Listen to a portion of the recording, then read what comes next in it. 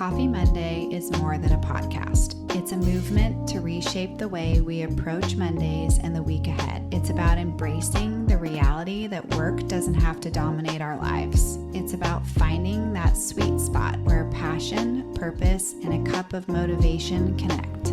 Filmed and recorded in California's Central Valley, join me, your host, Ray Pardini-Matson, as I invite thriving professionals to share their stories of how they're crafting a life that's both vibrant and balanced. So, Dr. Ashley Kisling with us here today, pediatric orthodontist, industry influencer, and mom, proud mama and wife, and friend, of course. I would love to know and share with our listeners about your connection to the Central Valley. Yeah, so I grew up in Fresno. I went to Fresno Christian for the good part of my education. And yeah, I was born and raised there. My family's from there. I still have a lot of high school friends from there. But yeah, I mean, I honestly, because ortho takes you on so much different schooling, I haven't been back in so long. I was trying to think back when was the last time I even visited Fresno, and it was during COVID, and I didn't even see anyone because it was COVID times. But we went up camping or something in that area. Oh, and before that, it might have been, I lived there for a year in between dental school and going off to residency, and I got married. So I was able to reconnect with my high school friends during that time. But I have kind of lost touch just because I've been so busy with growing a business and schooling and now motherhood. But I love my high school friends still. I love it. I wish I got to see them more. No, it's fun. And I mean, sometimes Fresno has a way of sucking you back in. So I'm sure a lot of your friends from high school kind of left and came back. I call it the boomerang. They kind of come back around. Because you lived in LA for a little while too, right? I did. Yeah. Almost 10 years. Loved it there. Wow. Loved my time there. And yeah, family has a way of bringing you back. So my parents are still here, and obviously met Michael, which is how we initially connected. And his family is here. So, here to stay for sure. And just love the Central Valley connection that you bring, and want to know more about your life in Southern California. So if you don't mind sharing, let's kind of take it back to, you obviously, went to high school here, graduated from high school. Yeah. What did your path look like after that? Did you always know you wanted to be an orthodontist? Yes, I got my braces from Dr. DeCiccio, local orthodontist. Obviously, I loved him because I wanted to do what he did. And probably a lot of you guys got braces from him too. I don't know if that's where you went, but I just loved his job. I thought that it was a really cool job. The industry, I will say, is much different than when he was an orthodontist. I think he's since sold his practice to someone new, but I think that I fell in love initially with the idea that what I thought orthodontics was. It's a lot different now, just because it's kind of moved towards more of a corporate versus a mom and pop hanging their shingle and people come to you type of thing. So I graduated, and then I went to UCI. I am now married to my high school sweetheart. He's also from Fresno as well, Tyler Kisling. I convinced him to move with me to UCI. We went there for undergrad. And then his dad's a dentist. I don't have any dental family members or anything like that. So I don't really even know why I was so obsessed with being an orthodontist, because no one in my family is even a doctor. But yeah, Tyler's dad's a dentist. So I think it was always kind of in his blood. His grandpa's a dentist too. So after UCI, we had to do long distance. He went to UOP, which is where most UOP dentists go to school. And then I went to UCLA. So we did long distance during that time. And then we both graduated. And I was just so done with school. I was really over. I was I don't even think I could go back to residency right now. I need a break. So we actually moved back to Fresno for that year. I worked for Cal Kids. I don't know if that's where you take your we kids do. to the dentist. Yeah, I worked for them. They're a great team of specialists. So I was really fortunate to work for them during that time. We got married. It was just a nice time to enjoy life and take a little break from the studies. And then how orthodontic residency is much like medicine residency, where it's a match program. So on a certain day, you wake up, you log in, and they tell you where you're moving. And it sent us to Atlanta, Georgia. So I did my residency there for 3 years. And then when we moved back, I really had this decision tree of, do I go back to Fresno where I have connections, where I could probably work for Cal Kids as an orthodontist, something like that. Or what I didn't mention is my parents, when I graduated high school, they moved down to Orange County. So my sister went to high school at Laguna Beach High. So we've since all that time, my parents have kind of started setting up roots in Orange County. Right. So it was either move back to Fresno where our opportunities are good. My husband could probably take over his dad's practice. I can probably work with Cal Kids in some fashion. And it was going to kind of be like an easy move for us. Or do I kind of live the dream and go down to Orange County where my parents are at and kind of, live that beach life?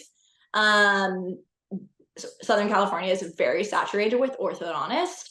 And so even when I graduated, I think I finally got a job 3 days before we moved home. It was a very scary time. And then at that, I was only working 8 days a month for the first 6 months. That's how scarce, that's how many orthodontists are in Orange County and how limited job opportunities there are. Yeah, So wow. yes. And then I was working for a corporate. So I was working for Gentle Dental. I don't know if you guys have those in Fresno, but That doesn't sound familiar. What's that?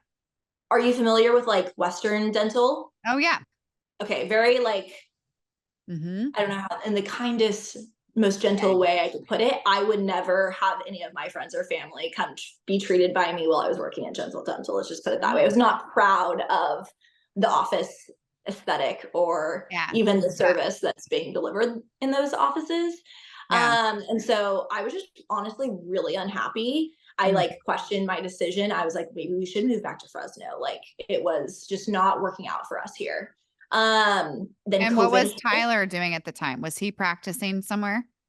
Yes, so he was an associate, and Okay. his dad was obviously very sad. He was like, how, it got passed down from his dad to him, and it was passing, wanting to pass it down to Tyler. And then Tyler was stuck working here for a very low base salary, much less than what you would make in Fresno. And then he was working horrible hours till 7 p.m. So both of us were not in our best working environment. Right.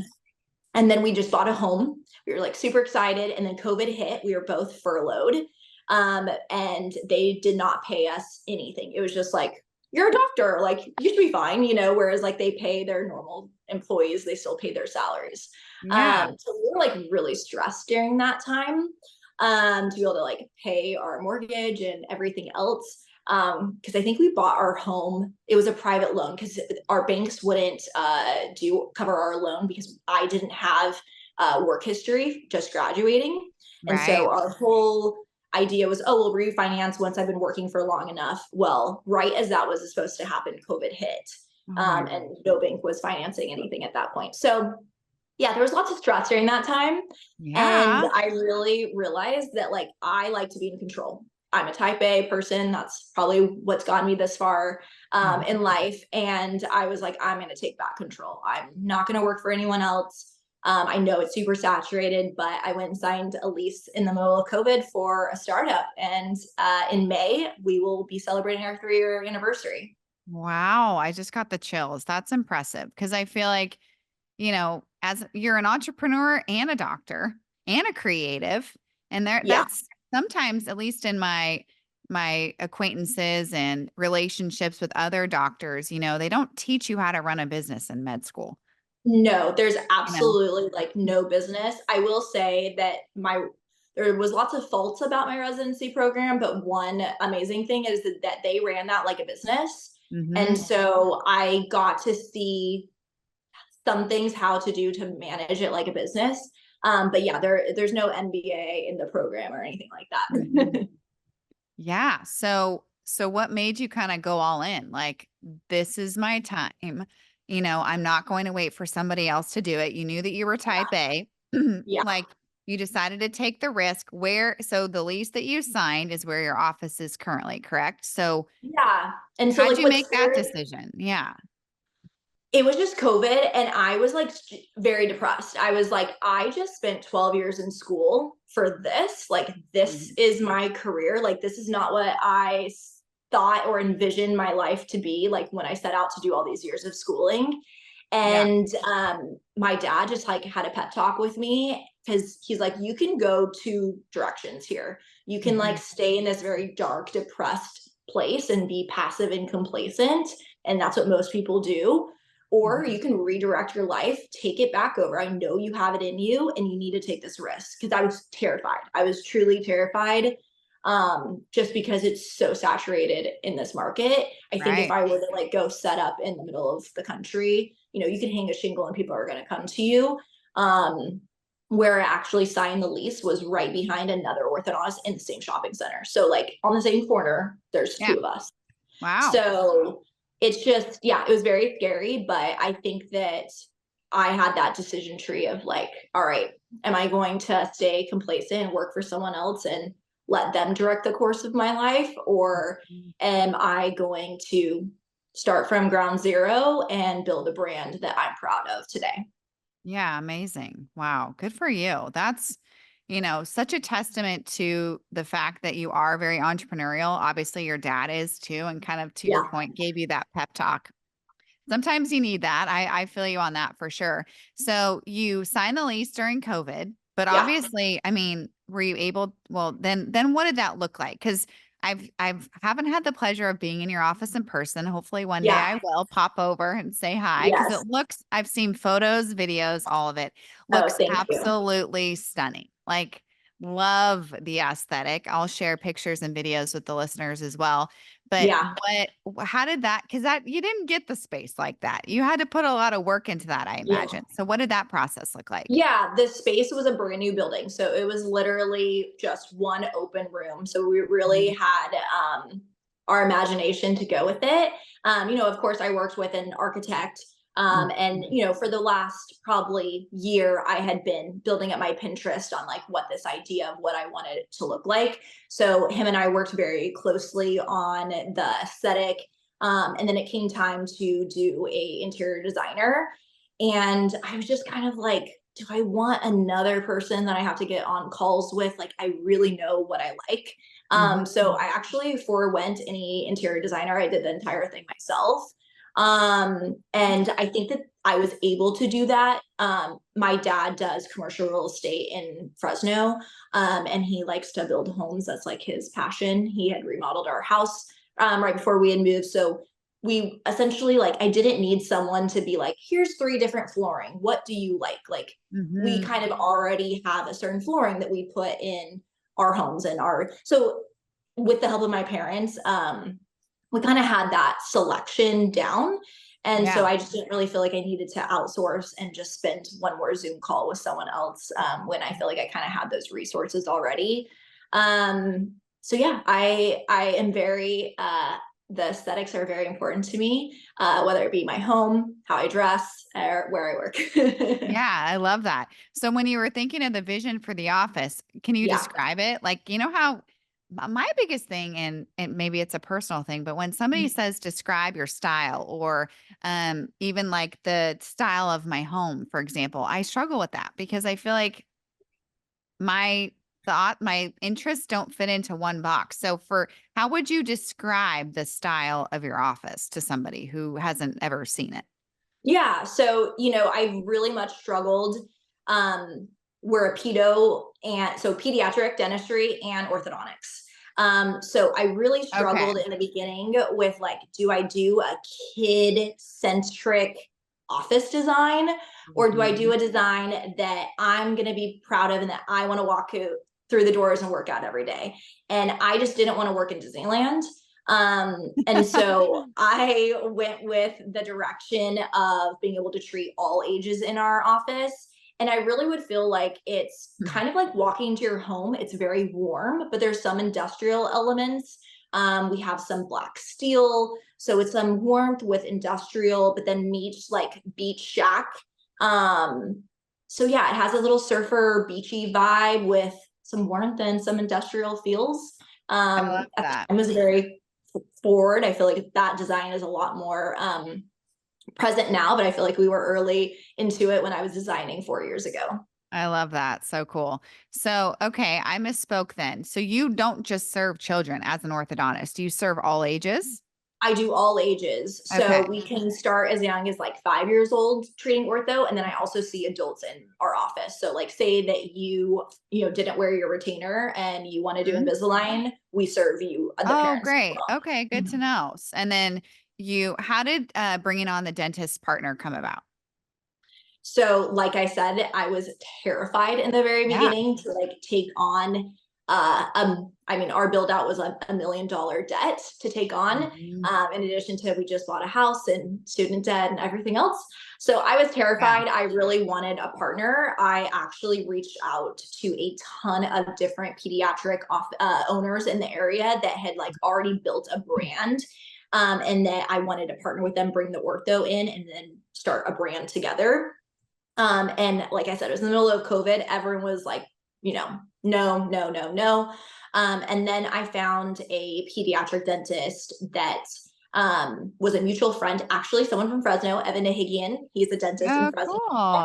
cool. He went to USC with him for dental school. And so he bridged that connection for us.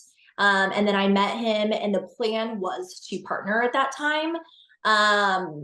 But he just didn't have the funds to do it. So we were going to like re-talk about it in a year. And I've just realized that I am not a partnership gal, besides in Mhm. marriage. Yeah. Yeah. I like control. So I Yeah. think that it was a blessing in disguise. It was great that I have full ownership and I have an associate working for me. Oh, Just because, great. Okay. So that's the model. Yeah. yeah, That's interesting because I've talked to a lot of business owners, entrepreneurs, friends, clients, my dad, even. Partnerships are hard. I they're feel like like marriages, except they you don't love are. this person. Right. And there's money, a lot of money at stake, right? And just Exactly. assets and whatnot. And Yeah. usually with a partnership, I've seen the successful ones where they complement each other. Like one's like the numbers guy, one is Mhm. the creative, one is the biz dev person. So Yeah. that was smart of you to see like, okay, this isn't going to work and approach the situation that way. So did he come to essentially work under you in your practice then at that time? Yeah, he's still Okay. working for us. It's a great partnership in that aspect. Yeah. He's since kind of started his own business, so there's no pressure there for us to partner.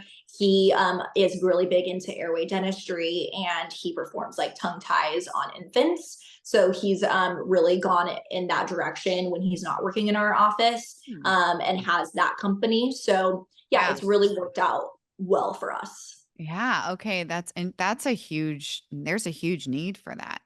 Tongue Yeah, ties, lip Sloan ties, all actually, that. Yeah. he performed a tongue tie on my daughter Sloan at 4 days Yeah. old. Yeah. When she came out screaming, that was like the first thing I saw was the tongue tie.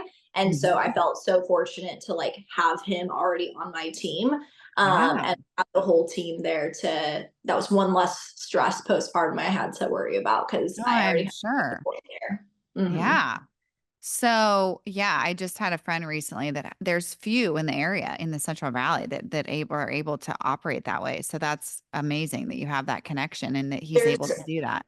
Yeah, there's a lot of people that do it. There's Mhm. few that are truly skilled at it. He Mhm. actually flies up to North California, and he does locations in both Southern and Northern California because his technique is that desired. Wow, good for him. That's Yeah, amazing. So I'm sensing though, even though you mentioned your practice serves people of all ages, you said from yeah, 5 to adults.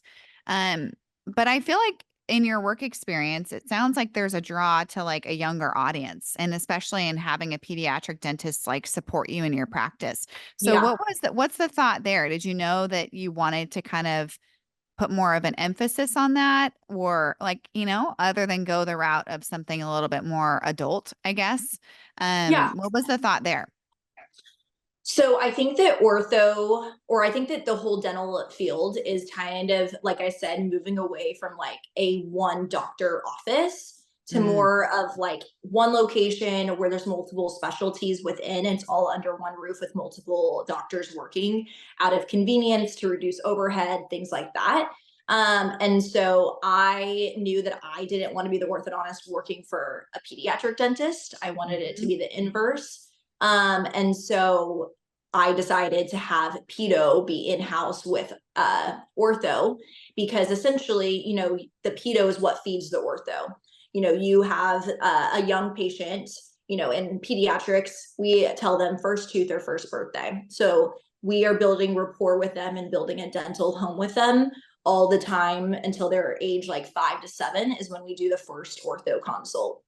So, after we've built all that rapport with the patient, they're not going to go somewhere else for their ortho. They're going to stay yeah. in a dental home and get ortho done with us. So, it's not really going to pay off at year 3. Mhm. It's more so going to pay off at that 5 and 7 year of us being open. So it's more of a long-term strategy for Mhm. us. Super smart. I mean, it makes sense when you put it that way. So, excuse my ignorance because, No. I had braces as Mhm. a youth. I wasn't even well, I guess I technically was barely a teenager. Yeah. Um, my teeth move really quickly, so I had a short stint with braces. Have since had to correct with Invisalign, so I'm familiar with having them. But Yeah. I guess when we were younger, because we're similar ages, I Yeah. feel like, and maybe I'm wrong, because you worked in the industry and had them yourself. I always felt like our generation, we had them a little bit older. And I'm finding through my nieces who are patients of yours, Yeah. through other friends, children, I could be wrong. Correct me if I'm wrong, but I feel like children are getting like some sort of orthodontic something, whether it be probably mostly braces at that point at a younger age. No? Or No, has it you're always been that absolutely way? right. Okay. No, you're absolutely right. When we got treatment, Mhm. the treatment plans were reactionary. We Yeah. were done growing for the most part, so orthodontists had to extract a lot of teeth. Mm. Well, since we've kind of realized that when you extract teeth because you're so crowded, that's leading to airway issues, sleep apnea as we age. So the industry has really gone to preventative, and so that's why we call it phase 1 on the younger kids. And so Yeah. that we're starting to treat around 5 to 7 with that phase 1, because at that age, the sutures of the face have not fused. So we could actually like guide your children's growth, and manipulate the growth and grow more bone in certain directions to set them up for success in that second phase. Like for take me for example, I was so crowded out. I had my canine was impacted up in my upper jaw. And so when I went to go get my ortho consult, we had to extract a tooth. I had to go get an additional surgical procedure called an exposed bond to put a bracket up on my tooth, up in the bone, and then I had a gold chain to yank it down. That Oh, like yeah. hardly ever gets done these days because we caught it early on. We did an expander. We extracted primary teeth earlier to guide the eruption. So we're trying to set children up for having a shorter, abbreviated phase 2 period that's less surgical, less extractions, and setting them up for success um, in that way. And then also just increasing their airways. So, like both of your nieces, Yeah.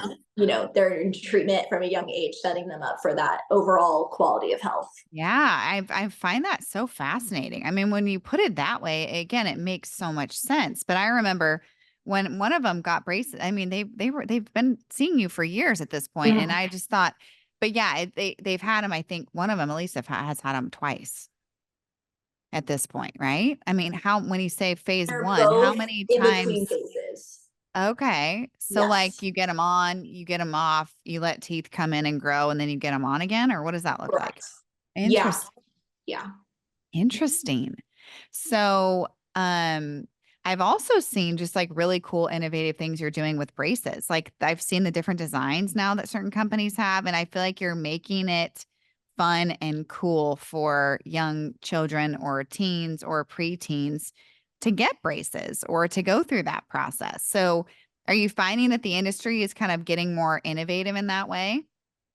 Oh, absolutely. And I also think, and we'll probably get into it in a minute about my social media later. Yes. But because of my social media and because I kind of have influence in our industry, companies will approach me when they are going to be launching a product. I'm usually an early adopter for a lot of these more innovative things, because we're working together to promote their content or their product on social media, and then we're using it in our office. Mhm. So yeah, I would say that our office has a lot of the more fun things. Like we have fun shapes for Yeah. braces. You can get like the actual bracket itself, can be like a heart, a star, a Mm. diamond, Mickey Mouse. And then even the colors to go around it. We have another company that I help promote. And they have like the actual color that goes around the bracket Yeah. are like little shapes as well. So lots of fun things that were not around when I had braces. No, and I feel like, I mean, I was such a dork. Like I actually was excited to get braces. I I had was I too. had glasses my whole childhood and loved and was so excited to get braces. And the retainer on top of it was like the cherry on Mhm. top. Like I loved the whole thing. So, but I remember like customizing the colors and thinking I was so cool. Like at the time the school I went to had uniforms, and so the color would match the uniform, stuff like that, holidays, all that. So it's fun to hear that there's yeah, like the nerd in me is like, I love the more customization for that. I think that's No, so great. absolutely. And I Yes. imagine some kids who might be reluctant to wanting braces, they can make it fun now. You know, you have other ways to entice them and have it feel like, this is a positive thing for them, you know? Absolutely. So Yeah. fun. So yeah, let's dive into the social piece because I feel like that's a huge part of your growth online Yeah. and I imagine has led to more business for you as well. Yeah. So prior to opening your own practice, were you active on social media like personally or what did that look like? No, I mean I had personal Instagram accounts, but I think I still only like on my personal it's like, 1500 it's family and friends. I think it's Yeah. actually set to private. Yeah. So like I've never been like an influencer in that capacity whatsoever. But so going back to like as a doctor and how we get patients through our doors, we Mhm. rely historically very heavy on doctor referrals. But we have pediatric in our office. So no other pediatric dentist is going to refer to get braces in our office in fear that they are going to lose their patient, to the convenience of just having it under one roof. And then Mhm. also my husband is a general dentist. He works also in the same shopping center as me. So no general Yeah. dentist is going to refer to me either. So we really had to be strategic in our marketing strategy of how are we going to be in this saturated market as a young person. I am a female. All of the orthodontists in our area are male. I look very different than them. They're all much older than me. I'm young, and so I Yeah. kind of had those biases working against me as well. And so I set up on Instagram, YouTube, TikTok, and just started creating content. And in the very beginning, it was like super cringy. Like I hated hearing the sound of my voice and all these things I had to overcome. But I honestly started on TikTok at like the perfect time. We blew up. It would probably be much harder to have the following that I do now if I were to start today. So it was kind of like a great opportunity at the right time. Mhm. But by the time that we opened our doors, we had 150,000 followers on TikTok. So the day Oh. that we opened, that I already had like an authority in the area, despite those biases that have already happened. And then the doctor that was in front of me, we were actually able to purchase his practice 8 months being open. So we just had a lot of success very, very early on. Mhm. And I think we were at like, this was even before I was open. So, like, when you're an orthodontist, you use third party vendors, for example, Invisalign. Yeah. Um, so I have to pay a lab fee to Invisalign for the product, right? Mhm. And the way that their pricing works is it's very much on a tiered way. So the more you do, the less you pay. Well, as a startup with zero patients, you're like paying the most because you don't have Mhm. enough patients, but you have Yeah. no cash flow. So it's really Yeah. hard to use those name brands as a startup. And I was like, all right, all these other big offices, they are able to leverage their volume for these discounts. Like, I think I can leverage my social media for these same discounts. So I call Invisalign one day, and they honestly like laughed at me on the phone. They're like, we work with influencers like Charlie D'Amelio. And at the time, like, this is the most followed girl on TikTok. I think she had 100 million followers at that time. So I don't even know what she has now. But I didn't take no for an answer. I started with my rep, and he was like, no one's doing this, but I can see what you're trying to do. Like, let me work this up the chain. And so I eventually met with the VP of marketing of Invisalign, and I became their first doctor influencer.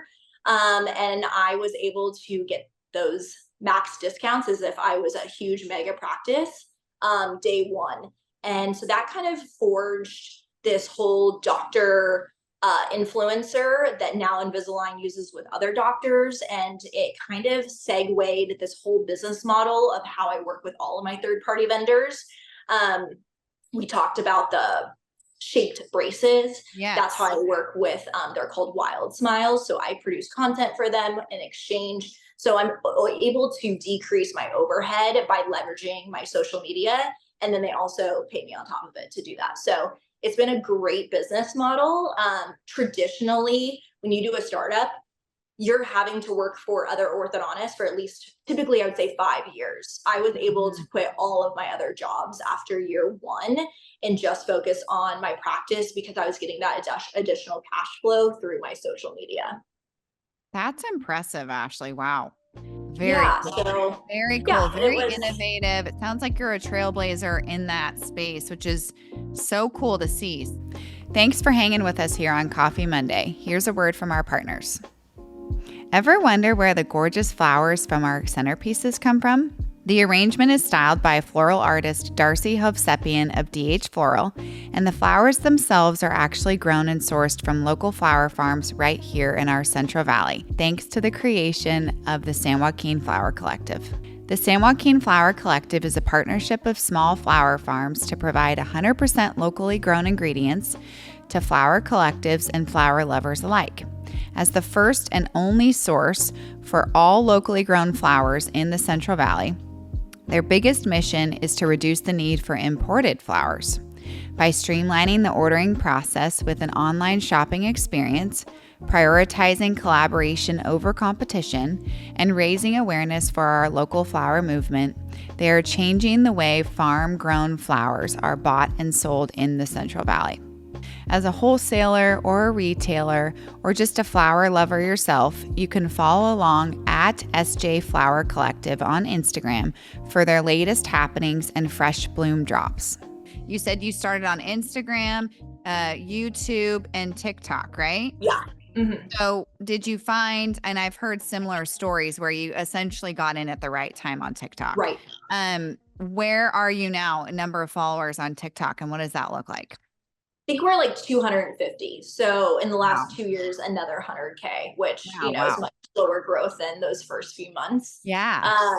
But yeah, it's still just having that connection with people. That's entirely what has also built our practice.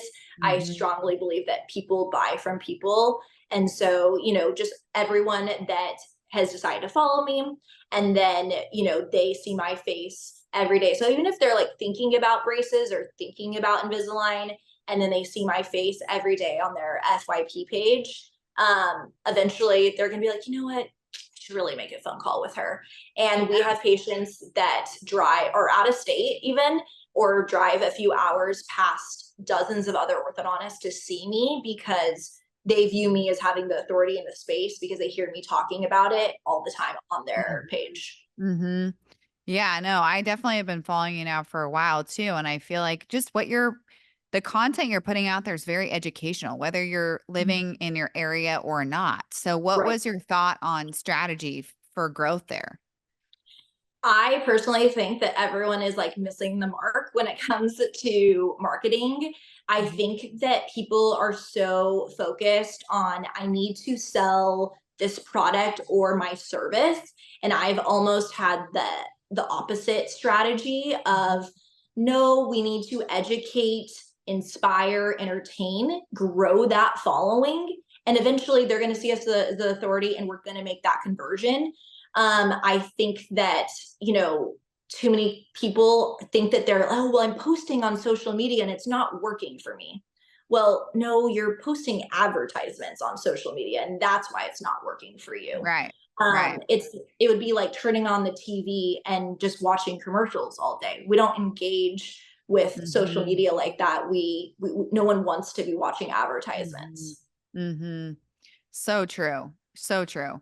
I mean, I feel that so hard as a publicist. I mean, my job is to get the media feature, the editorial feature, and in Right. turn, obviously in hopes translates to more exposure, more business, etc. So I hear you 1000% on that. And I so appreciate your strategy because I do feel like we're in a slippery time with social with all of the sponsored content, you know? Yeah. So how do Yeah. you navigate that when you're exploring partnerships?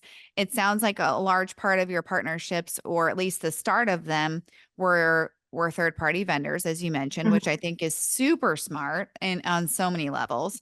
But I imagine with your growth, you've been approached by other brands that maybe aren't necessarily in line with your field. So how do you navigate that? Yeah, I mean, I keep my page very true to who I am. Mhm. First and foremost, I'm an orthodontist, and the social media is just to enhance that career. I'm not an influencer, like, that's not how I make my primary paycheck. So I'm Mhm. not accepting the brand deals.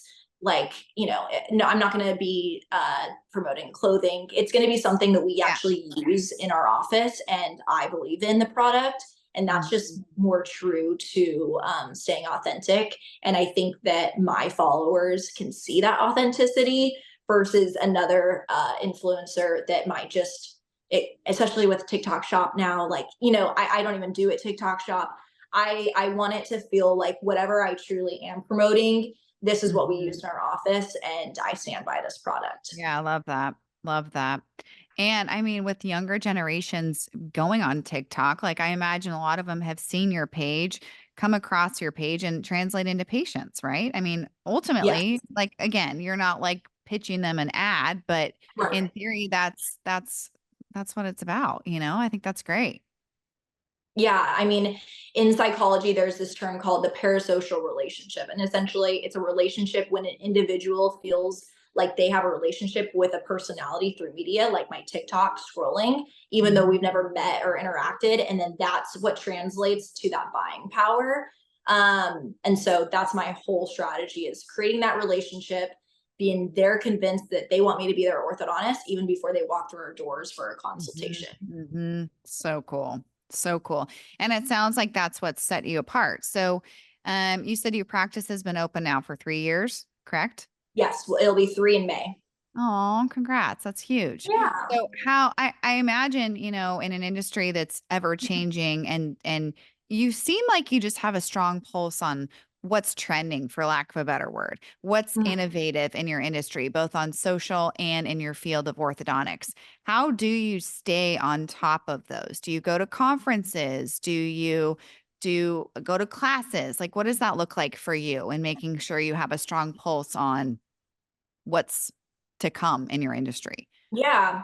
Well, I think that because of the social media, I kind of became more of a celebrity orthodontist in our field, kind of overnight. I don't think that anyone that just did a startup, 1, 2 years in would have gotten the opportunities that I have gotten.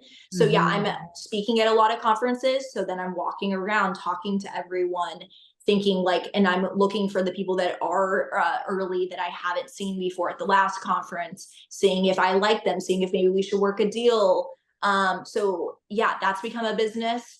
And then I'm just continuously approached from companies when they Mhm. are wanting to launch something.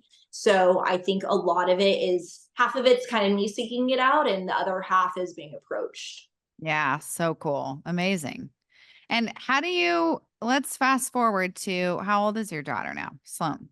She's 5 months. She's 5 months. Today actually. Yeah. Aw, happy Yeah. 5 months, baby girl. I Yeah. know. I remember, every month is another step, It like we did it. is. We did it. It is.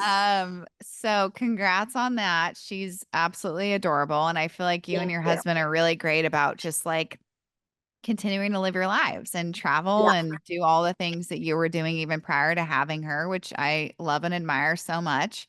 Um, how has that been navigating motherhood and owning your own business slash Yeah. practice and practicing as a doctor and content creating on social? Like, what does that look like? Like, how do you do it all? Well, I'm 35 and I'm just having my first, so I'm definitely a little bit later to the game than a lot of other people. And I think that that's because I was always scared that once I have kids, like my career is gonna plateau, or I'm not gonna even get to where I want to be because I need to put my family first. And so, I kind of kept pumping the brakes, until I kind of felt like, okay, I've done what I wanted to do. Of course, I have a much bigger plan for me than what we are at today. Mhm. Um, but I feel like I'm in the right mental space and I have the village that it takes. My parents live here, they are tremendous help. I could not do it without my husband. Like, he is Mr. Dad. We're truly a 50-50 partnership. I think that if I had was married to anyone else, it would not be what it is today. Like, I'm so appreciative for him, and he lets me kind of shine in the spotlight and do what I need to do. And he will, as I was preparing for this podcast or the one yesterday, like, he's like, no, I got it. Like, you go do what you need to do, even though it's like my day off and I should be with her. Mhm. And so he is absolutely amazing. We truly have a 50-50 relationship, but it's also not like tick for tat, like, oh, I did this, it's your turn. Like, Mhm. we show up for each other when we know the other person needs it. And I have great friends. I have a best friend downstairs right now watching her while my husband's at work and my parents couldn't be here. So That's it truly takes a village. And yeah. I feel very fortunate that I have that village. I hired on a COO 1 month before I gave birth so that I could also feel like I could take a step back from work, Mhm. and have someone in that capacity that I feel confident in running the show. Right now, I'm only in the office 2 days a week working on patients. I was pre-baby 4 days a week. Mhm. So that's half the time. So I feel confident in her and what she's doing. And, while she's napping, we are on our phone calls continuously. Like, okay, what systems are we implementing? What efficiencies are we doing? What are we doing to build a brand? What marketing? So I'm still working on my time from home. It's just maybe not physically in the office like how I Yeah. was. Yeah. No, I think that's smart of you to be forward thinking about hiring a COO prior to I say mat leave, like mat leave. You don't get Yes. a maternity leave when you have your own business. No. I learned Mm-mm. that the hard way. Third time's a charm. I finally figured it out. But I think that's really smart of you to do that, to just sustain and keep things moving forward while you're able to spend that precious time with your baby because you don't get it back, you know? Yeah, you don't get Um, it back. And my yeah. plan is to be back in the office 4 to 5 days a week.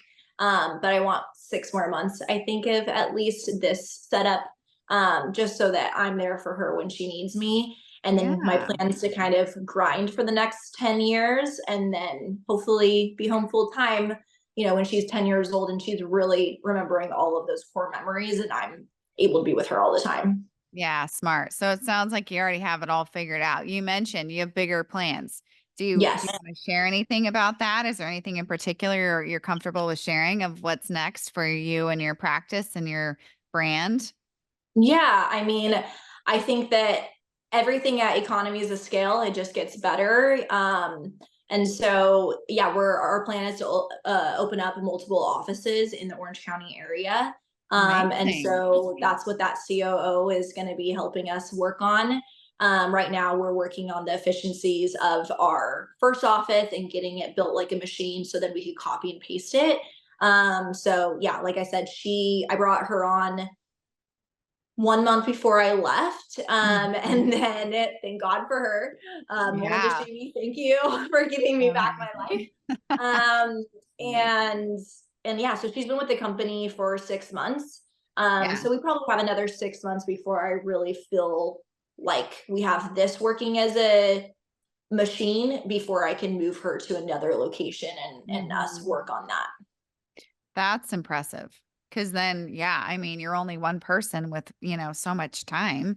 I feel Right. like that's the benefit of social too. I was talking to another doctor about this in a different field, but similarly about how they're only one person. You're only one Mhm. person. You can only treat one patient at a time, essentially. Yes, you book multiple appointments, but I think that's the really cool power of social media is that you can reach so many people with the content and the education that you're providing them. So, um, Yeah.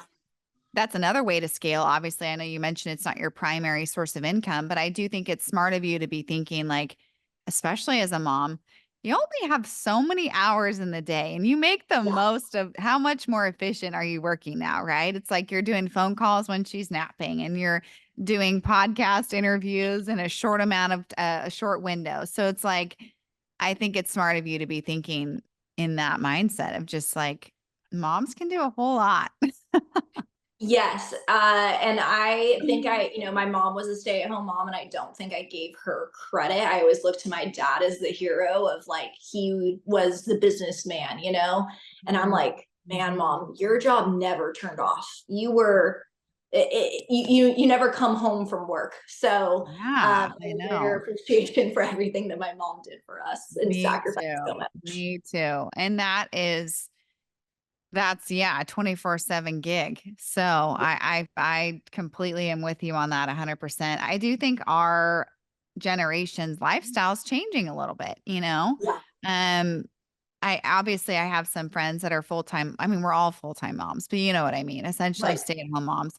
But it's each thing has its challenges, you know. I don't know how you feel about this and would love to hear, but for me it's like sometimes when stuff at home is going really well, like I feel like the house is dialed in, the meals are prepped, the kids are doing good, all of that. Something with work is taking a back seat and vice versa, you know? So it's like Absolutely. So you I feel gotta like that's where I give so much credit to my husband. Like Mhm. I just because I'm the wife and the woman, I he we are joint at everything. He Yeah. cooks, we split the lawn, like whatever needs to be done, it is divide and conquer. Mhm. And so yeah, without him, there's just no way we would have a running household. We would have to have hired help. Same with Michael. I feel so blessed. He does more than me around the house, I You feel. know, I would say that because I am have to be a little bit more present with our business. Yeah. He's an associate, so he gets to kind of leave that at work. Mhm. Whereas like my mind is truly always on. Mhm. So I feel like he does do more around the house, and I Mhm. absolutely praise him for it. I know, same. It's the best. You can't do it without support. And you're right, it does take a village. So what advice would you give to somebody who's considering a career in orthodontics? Some real Workers out raw there. advice. Honestly, it's so much schooling, it's so much debt, and I really don't think the career is where it's at as when I went into this. I think that if you want something to do with medicine, I would totally be a PA. That's I've thought I've always like thought like, oh, what else would I do? I'd be a Yeah. PA for a derm. You Mhm. have no liability. You don't have to run the business. You're still having a great paycheck, and you get to leave all of that when you leave the office. That's a Mhm. win-win, and it's less schooling. Mhm. Um, so yeah, I would Yeah. say rethink the options because it is just a different industry. Yeah. I think that we're not charging that much more for braces as inflation's going up. It's kind of like I don't want to say the race to the bottom, but in some Mhm. senses it kind of is. So what's left at the end of the pie for braces at the end of the day is just not what it used to be. Yeah. So yeah, I think Yeah. it's still a great field, but I Mhm. would look other places. Especially I think that there's a lot of advances with technology. So yeah, I don't know where our career is going to be in 10 years. So that's why I'm grinding while I can. Yeah, interesting. Very interesting perspective. And with that too, I think you already touched on it a little bit before, but it is so much, I don't want to say easier, because it's not necessarily easier, but the concept of like going to work for somebody else versus having Mhm. your own business, like you Yeah. hit the nail on the head. Like you are always on, you are always thinking about growing all of it, right? Operations, branding, finances, you name it. Mhm. Like it would have been probably in some senses easier for you to practice under somebody else's practice, right? So Right. like the control piece is kind of what I gathered from what you mentioned earlier. Like you just felt strongly about, you wanted to have control over like the practice, the branding, you wanted to do it your way. And clearly what you're doing is working and continuing to innovate. But like why do your own thing versus work for somebody else other than the control piece? Were there other factors Yeah. that you considered? Yeah, there just were not opportunities. Mm. So, the Yeah, way true. that our industry is moving, 10 years ago, a retiring doctor would sell to a new graduate. That is really ending because Mm. VC money is coming into our industry and offering, gosh, up to 10 times what this practice is worth. So you as a new graduate cannot compete with 10 times its value Mhm. because at economies of scale, when they have 100 practices, they can be buying units for not what you can be purchased. So it's all about VC corporate Mm. structure. So first, the offices are just not being sold like they used to. Mm. And then, like I said, there's just not a whole lot of opportunities. So I Yeah. graduated, moved back here. I was literally scrambling to find jobs at like horrible offices that I would not work at or have my parents or anyone come to. Yeah. Um, so yeah, it's just few opportunities. So it's like Mhm. I could have easily gone to Texas or maybe even back to Fresno. I don't know what the job market's like there, so don't quote me on Mhm. that. Yeah. But if I wanted to go to a different state, I could have easily, it's a little bit behind the times. I probably could have maybe purchased a practice or worked for someone else in more of a reputable office. But here in Southern California, let me tell you, everyone when they graduate, they want to move here. So a lot of Right. And yeah. orthodontists, few opportunities. Mm-hmm. Good for you for just not taking the easy path. I think that's really impressive. Really impressive. Okay, one more question, Yeah. which is random and it's not something we talked about, but I want to Yes. get your take on this whole like trending. Well, maybe it's not so trending anymore, but mouth tape. Okay. Oh, What yes. what are Yes. your thoughts from your medical perspective? Yes. Does it work? Is it worth Yes. it? I mean, I know Yes. everybody's different, but what are your thoughts? I'm curious. So I think we spoke on it a little bit before about like airway dentistry. We're Yes. realizing that when we did extractions before, we're closing the circumference of where our tongue is. So then our tongue, as we're sleeping, is coming backwards. We're having sleep apnea. We're becoming mouth breathers. All of these things are contributing to mostly while you're growing. I would say in adults, if you are a mouth breather, tape your mouth. You want to become a nasal breather. It better oxygenates your blood. You're going to have better quality of sleep. You're going to wake up feeling more refreshed. It's even more important for kids.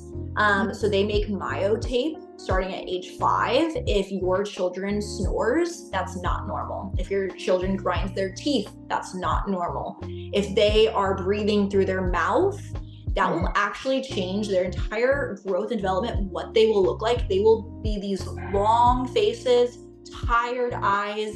They may even be like diagnosed with ADHD. And they don't have ADHD. They just are not getting the quality of sleep. So that when they go to school, they're being hyperactive. Mm. So there's a lot going on in the industry. If you are a mouth breather, tape your mouth. Absolutely. Yes, yes, yes. Interesting. And I've heard like and this is not as important as the functional like, benefits of it, but I've heard it could like potentially like change your jawline. Is that true? Like So for in adults? Well, you adults, said, yeah, it might change.